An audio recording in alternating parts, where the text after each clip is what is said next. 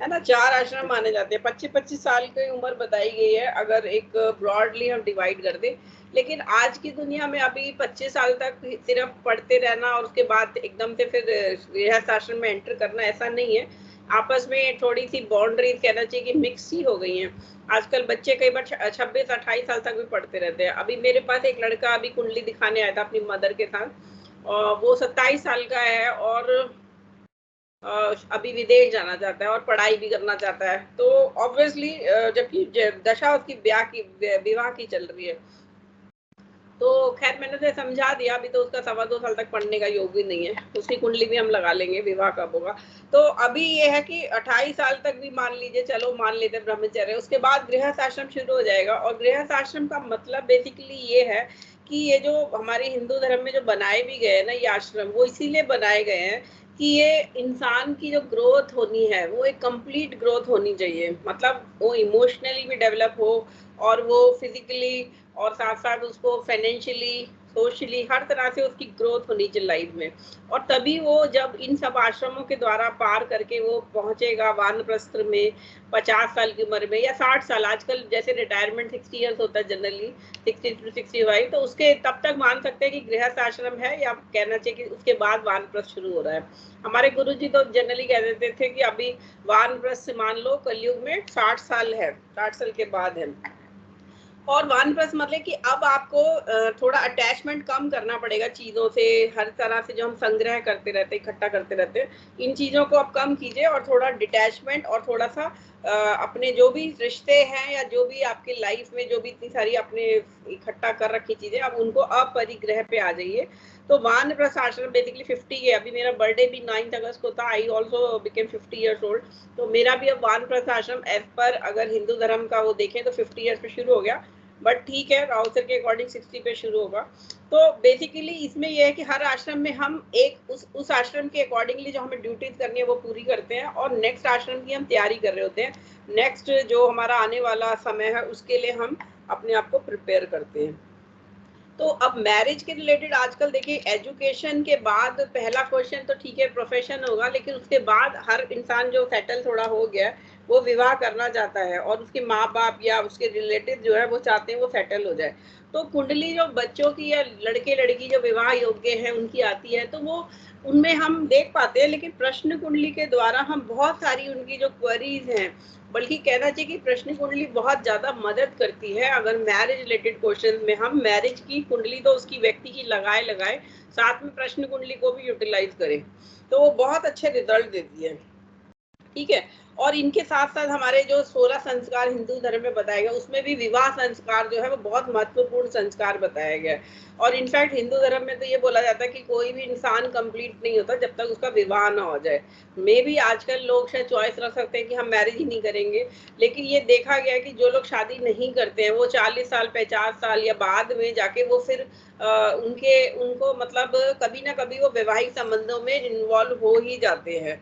तो लेट करने से अच्छा टाइमली अगर कर लिया जाए तो वो बेटर रहता है फॉर एक नॉर्मल, एक कहना चाहिए जो एक बैलेंस्ड अप्रोच फॉर लाइफ है। तो ठीक है।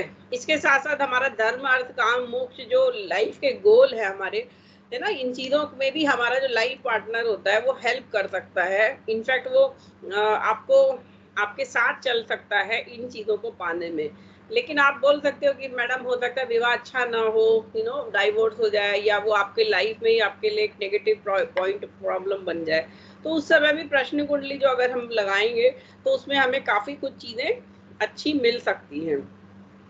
अब थोड़े से सूत्र मैंने यहाँ पे डाले हैं जो आप थोड़ा सा देख लेते हैं, फिर अपन कुंडलियां लगाएंगे। ठीक है। तो क्या कॉम्बिनेशन होगा कि विवाह जल्दी होगा। ठीक है। तो उसके लिए अर्ली मैरिज के जो कॉम्बिनेशन है, देखिए कुंडली में दशा, जैसे हम किसी लड़के की कुंडली देख रहे हैं या लड़की की देख रहे हैं और शादी की दशा अभी साल भर की है, योग भी बना हुआ है और 1 साल की दशा है, लेकिन अब वो कितनी जल्दी 1 साल में विवाह होगा। तो उसी समय अगर हम प्रश्न कुंडली लगाएं या वो भी प्रश्न जो पूछ रहे माँ बाप, तो उस कुंडली में जो योग अगर आता है कि लग्ना लॉर्ड एंड मून, चंद्रमा और जो लग्नेश है वो अगर 7वें घर में आ गए, तो इसका मतलब है तुरंत ही अब चट मंगनी पट ब्याह होने वाला है।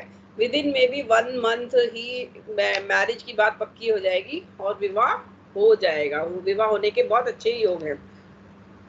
लग्ना लॉर्ड और मून हैविंग इस साल विद 7th लॉर्ड। देखिए 7th हाउस, क्योंकि हमारा 7th लॉर्ड जो है विवाह का घर है, विवाह का कारक ग्रह जो बनेगा फंक्शनल, वो 7th लॉर्ड कहलाता है। वैसे कार्येश तो हमारा वीनस है, वीनस जो विवाह का कारक है। तो भाव भावेश कारक का प्रिंसिपल हम कुंडली में लगाते हैं जनरली। तो प्रश्न कुंडली में भी हमें भाव भावेश कौन सा हुआ, 7th हाउस भाव हो गया और भावेश हो गया 7th लॉर्ड। और इसके साथ हमें शुक्र को भी देखना है। तो शुक्र की अगर प्रश्न कुंडली में स्थिति अच्छी है तो भी अपने आप में ये विवाह के लिए सुखद और सही समय दिखाता है। और इनका इस साल अगर बन जाए लग्ना लॉर्ड और मून का 7वें घर के स्वामी के साथ, तो ये भी अपने आप में एक बड़ा अच्छा आंसर मिल जाता है कि हाँ विवाह तुरंत होने वाला है। ठीक है। और अगर स्ट्रॉन्ग मून हो, देखिए चंद्रमा जो है वो बीज है, बेसिकली मन का कारक है ना, मन में जो हमें प्रश्न आया, व्यक्ति जो प्रश्न पूछ रहा है, तो विवाह से संबंधित प्रश्न पूछ रहा है, तो अगर मून एक्सॉल्टेड बैठ गया कुंडली में, प्रश्न कुंडली में, है ना, and Venus posited in an even sign और इवन नवांशा। देखिए फीमेल साइन जो है, इवन साइन जो होते हैं फीमेल साइन कहलाते जो, तो उनको उसमें बैठना इन वाटरी या फीमेल प्लैनेट्स के लिए बहुत अच्छा माना गया है, वाटरी साइन के लिए एज वेल एज जो हमारी वाटरी साइंस कौन कौन से हो गए हमारे, कैंसर साइन, वृश्चिक और साथ में मीन, स्कॉर्पियो और पाइसेस। तो ये सारे वाटरी साइन है। और मून और वीनस को भी वाटरी प्लैनेट माना गया और ये फीमेल प्लैनेट भी है। और इवन साइन जितने भी हैं वो फीमेल साइन कहलाते हैं। तो इवन साइन में अगर ये वीनस है आपका, तो ये विवाह के लिए अच्छा पॉजिटिव इंडिकेशन है कि प्रश्न में जो आ रहा है कि हमारा इसका विवाह जल्दी तुरंत हो जाएगा।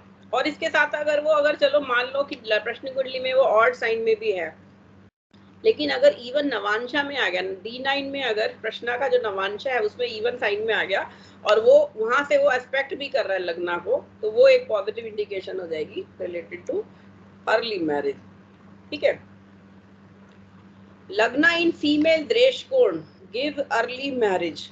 अब ये कुछ दृष्टिकोण मैंने यहाँ नोट करे हैं, आप लोग भी इसको, आपको मिल जाएगा पीपीटी। तो हमारे देखिए एक राशि में 3 दृष्टिकोण हैं, तो 12 या 36, 12 राशियां हैं तो 36 दृष्टिकोण हो गए, जिसमें से 11 दृष्टिकोण हमारे फीमेल दृष्टिकोण कहलाते हैं। ठीक है। तो ये कौन कौन से हैं, ये है पहला दृष्टिकोण टॉरस राशि का, जेमिनी का, वर्गो का ले लीजिए एंड स्कॉर्पियो का ले लीजिए। इसके साथ ही सेकंड दृष्टिकोण of cancer, Scorpio, Sagittarius, Capricorn, Aquarius and Pisces. And third दृष्टिकोण हम लेंगे वर्गो राशि का। इन दृष्टिकोणों में अगर प्लैनेट बैठा है तो ये फीमेल दृष्टिकोण में होना भी एक अर्ली मैरिज का योग बन जाएगा। देखिए दृष्टिकोण का बड़ा अच्छा यूज है। अभी तो आप बेसिक कोर्स आपने पढ़ा था उधर, तो उसमें ज्यादा डिटेल में नहीं कराया डिविजनल चार्ट, लेकिन जब हम डिविजनल चार्ट का पूरा कोर्स करते हैं ना, तब हम लोग उसमें बहुत दृष्टिकोण में बहुत सारी चीजें सीख सकते हैं। इवन गुरुजी हमारे राव सर ने तो दृष्टिकोण के द्वारा पिछले जन्म का संबंध, इस जन्म का संबंध और बहुत सारी और चीजें भी बताते हैं वो। तो दृष्टिकोण का चार्ट जो होता है वो बहुत इंपॉर्टेंट होता है और उसमें बैठा हुआ प्लैनेट भी बहुत इंपॉर्टेंट होता है। वो कहाँ बैठा है, D1 का प्लैनेट दृष्टिकोण कुंडली में, D3 कुंडली में कहाँ गया, ये बहुत इंपॉर्टेंट हो जाता है। ठीक है। तो वो आप उसमें देख सकते हैं। बट अभी हमें एक प्रश्न के लिए मैं बता रही हूँ, तो प्रश्न में भी हमें अगर फीमेल दृष्टिकोण में प्लैनेट आ गया तो ये पॉजिटिव इंडिकेशन होगी। अगर लग्नेश फीमेल दृष्टिकोण में आ गया तो बहुत अच्छा है, और वीनस और मून आ गए तो ये भी अपने आप में एक पॉजिटिव इंडिकेशन हो जाएगी। ठीक है। अगर एक और सूत्र है अर्ली मैरिज का, प्रश्न कुंडली में अगर लगन में राशियां कौन सी हो, 3, 6, 7 और 11, तो ये हमारी राशियां बुध, शुक्र और कुंभ राशि जो शनि की है, और साथ में मून और वीनस में से कोई भी एक ग्रह या दोनों भी अगर हो लगन में, तो ये बहुत अच्छा कॉम्बिनेशन है फॉर अर्ली मैरिज। जनरली जब पेरेंट्स कुंडली या कोई भी पूछना चाहता है विवाह के लिए, तो जब उसके मन में प्रश्न है तो इसका मतलब वो शादी तो करना ही चाहता है ना, तो उसको कितनी जल्दी हो जाए, वो तो चाहता है जल्दी हो जाए। अभी मेरे को एक टीवी चैनल से बात चल रही है जिसका मैंने ऑफर एक्सेप्ट किया है, तो उसकी जो एंकर है वो मुझे आई थिंक आज ही उसने मुझे कम से कम 5 या 6 बार तो क्वेश्चन पूछ लिए और फोन पे भी बात कर ली, मैसेज भी कर दिया।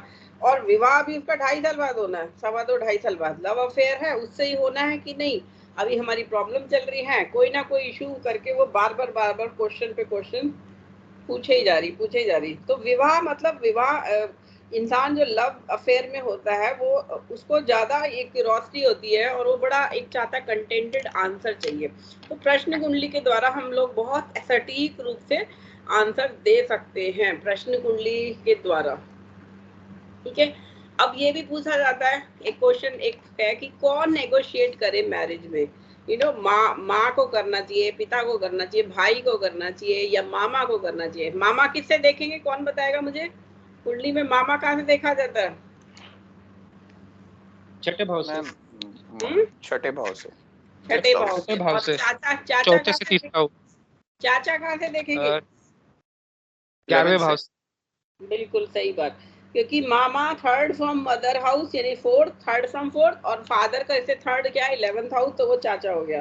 तो अगर ये संबंध सेकंड लॉर्ड जो है वो स्पीच है, तो प्रश्न कुंडली में आप ये देखिएगा कि सेकंड लॉर्ड का संबंध किस घर से आ रहा है, तो उस घर का जो रिलेशनशिप है उस व्यक्ति को लीड लेनी चाहिए बातचीत या विवाह संबंधित कार्य करने के लिए, तो वो मैरिज जल्दी होने के चांसेस बनेंगे। ठीक है, तो ये भी अच्छा हो जाएगा। अब कुछ और क्वेश्चन भी हो सकते हैं मैरिज से रिलेटेड, ऑब्स्टेकल्स आ रहे हैं, विवाह में प्रॉब्लम आ रही है, कितना भी कर लो विवाह ही नहीं हो रहा। अभी कल मैं ऑफिस गई थी, छुट्टी थी, लेकिन कल भी ऑफिस था हमारा फुल डे, एमडी रिव्यू ले रहे थे पूरे ऑल इंडिया का सारा, तो ऑनलाइन खैर हमारा था, बाकी हेड ऑफिस जो लोग हमारे बॉसेस वगैरह गए हुए थे, तो उधर मेरे कलीग जो बैठे हुए थे, क्योंकि बहुत लंबा रिव्यू चल रहा था, हमारा नहीं था, तो उन्होंने मेरे से पूछा, उनकी एक रिलेटिव है वो 37 साल की हो गई लेडी औरत, और उसका विवाह में अड़चन ही अड़चन आती रहती है, अड़चन ही अड़चन। मैं वो प्रश्न भी अभी लगाऊंगी, उनका कुंडली भी लगाऊंगी, तो उसमें ऑब्स्टेकल्स आए जा रहे हैं। तो प्रश्न कुंडली में 8th हाउस और 7th हाउस का कनेक्शन आ रहा है, तो विवाह जल्दी नहीं होगा, ऑब्स्टेकल आएंगे। 6th हाउस 7th हाउस का आ रहा है, तो कला होगी, कोई झगड़ा, इवन केस भी हो सकता है, पुलिस और लीगल भी कोई प्रॉब्लम आ सकती है। और अगर शुक्र पे भी पीड़ा है, वीनस जो कारक है विवाह का, तो उस पे भी अगर मैलेफिक एस्पेक्ट है, तो ये भी अच्छा नहीं है समय। उस व्यक्ति को साल भर कहिए अभी रुक जाइए, विवाह इतनी जल्दी नहीं हो रहा और ये समय ही अच्छा नहीं है। इसके साथ साथ अगर अफ्लिक्टेड मंगल हो, मार्स, क्योंकि देखिए if women are from Venus तो मेन आर फ्रॉम मार्स, विवाह के लिए मंगल पति बनेगा और शुक्र पत्नी बनेगी, तो ये दोनों का संबंध काफी इंपॉर्टेंट हो जाता है। तो प्रश्न कुंडली में अगर पीड़ित है, मंगल पे शनि की दृष्टि चल रही है, तो इवन मंगल अगर एक्सॉल्टेड भी है, अपने घर का भी है, अपनी राशि का भी है, और अगर 7th हाउस में बैठ गया है, तो ये विवाह जो होगा वो इवन डेथ भी करा सकता है। जो लड़का लड़की है, शादी के बाद तुरंत बाद उनमें से एक का मृत्यु होने का भी योग बन जाता है, तो ये भी बड़ा एक डेंजरस स्थिति हो जाती है। खैर ये वाला चीज तभी आएगी जब उस लड़की की या लड़के की कुंडली में 2 विवाह का या एक पहला विवाह खंडित होने का योग होगा। कई लोग क्या होते हैं, माँ बाप कुंडली बड़ी खराब है लड़के की लड़की की, लेकिन वो शादी जाते बस कर दो शादी लड़की की लड़के की, है ना, लाते कर दो, आपका आप बताओ जी शादी होगी कब। अब हम उन्हें क्या समझाएं कि भैया आपकी बेटे की कुंडली में तो भैया शादी हो भी गई, तो वो विधवा या विधुर हो जाएगा, लेकिन वो पूछे जा रहे हैं। तो प्रश्न कुंडली में भी अगर ऐसा आ जाता है, तो आप बिल्कुल उनको बोलिए कि भैया मुझे तो आप माफ करो, आपका बेटे की कुंडली में बहुत ही खराब समय चल रहा है, मैं तो अभी आपको रिकमेंड ही नहीं करूंगा कि शादी कराओ बेटे की, क्योंकि वो विवाह खंडित होने ही वाला है।